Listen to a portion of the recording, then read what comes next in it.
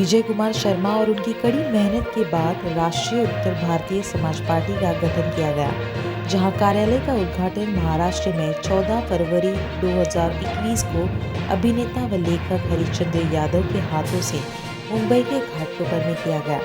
इस मौके पर सैकड़ों की तादाद में लोग इस पार्टी के कार्यालय में पहुंचे और राष्ट्रीय अध्यक्ष विजय कुमार शर्मा और उनकी टीम को कार्यालय के लिए शुभकामनाएं दी।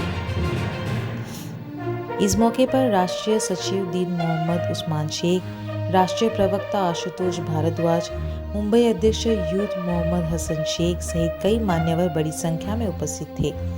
जहां शर्मा ने लोगों को संबोधित करते हुए कहा कि यह पार्टी केवल उत्तर भारतीयों के लिए नहीं बल्कि सभी लोगों के लिए है और हम अपना परचम पूरे देश में लहराएंगे और आगामी चुनाव के लिए भी कमर कस के तैयार है।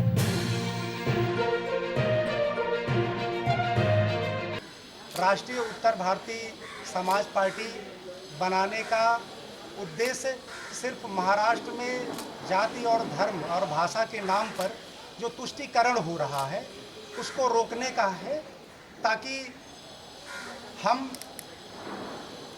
एक राजनीतिक जो युवा बिछड़े हुए हैं, युवा परेशान हैं, युवाओं को राजनीति में एंट्री नहीं मिल रही है, तो हमने राष्ट्रीय उत्तर भारतीय समाज पार्टी इसलिए बनाई है कि हम जनता के लिए डोर टू डोर जाके काम कर सके।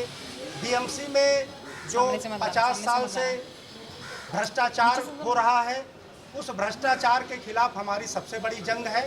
राष्ट्रीय उत्तर भारतीय समाज पार्टी भ्रष्टाचार के अगेंस्ट लड़ेगी और महाराष्ट्र में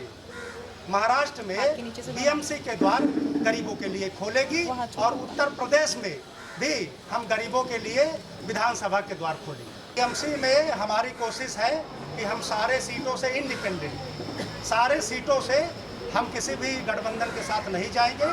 हम मुंबई में जितनी भी सीटें हैं उनमें सब में राष्ट्रीय उत्तर भारतीय समाज पार्टी अपने प्रत्याशी उतारेगी, 100% उतारेगी।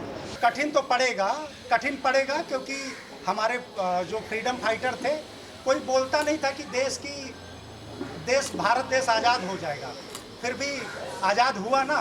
तो करप्शन से आज़ादी के लिए हम घर घर जा कर के डोर टू डोर वो हर समुदाय, हर पंथ, हर धर्म, हर भाषा के लोगों में अपनी पैठ बनाएंगे और हमारे पार्टी का जो विजन है भ्रष्टाचार मुक्त बीएमसी, उसकी स्थापना करेंगे और उसके लिए हमारा भरपूर प्रयास रहेगा और जल्द से जल्द आप लोग देखेंगे सक्रियता बढ़ेगी राष्ट्रीय उत्तर भारतीय समाज पार्टी की। मराठी समुदाय हमारे बहुत नज़दीक है, मराठी हमारे भाई हैं, तो हम बिना अपने भाइयों के चल नहीं सकते।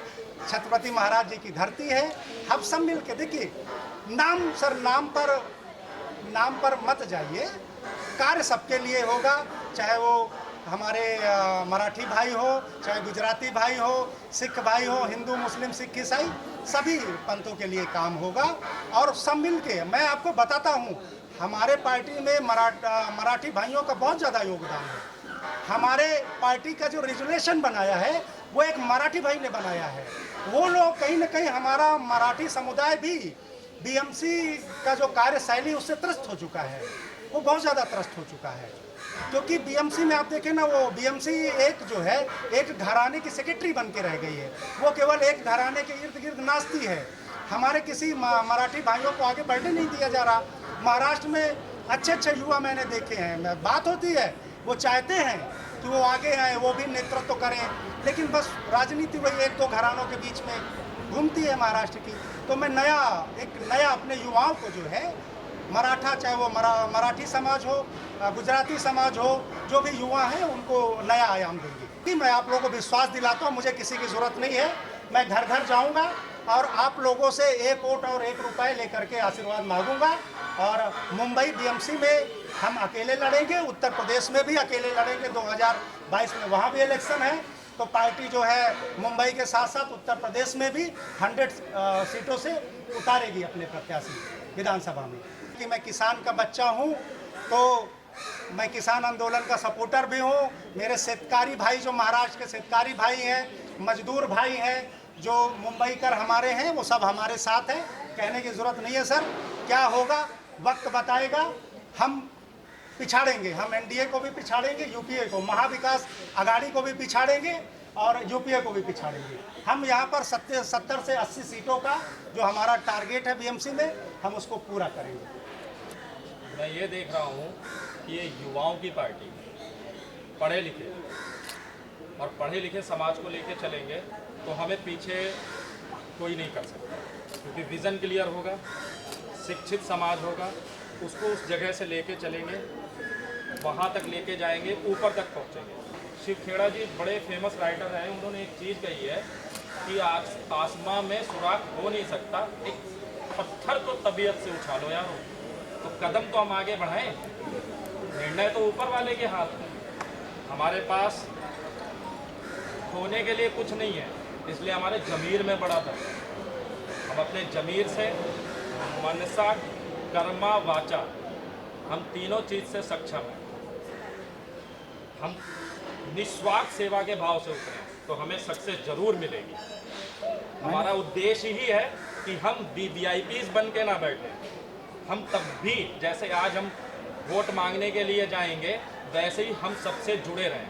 हम ऐसी एक रेगुलेटरी बनाएंगे जो अभी तक मेरे ख्याल से राजनीति में नहीं हुआ है कि कोई, इन चीज़ों से हमने सीख ली है कि कोई डायरेक्ट टच रह सके। हम किसी से मन की बात नहीं करेंगे, हम डायरेक्ट बात करेंगे।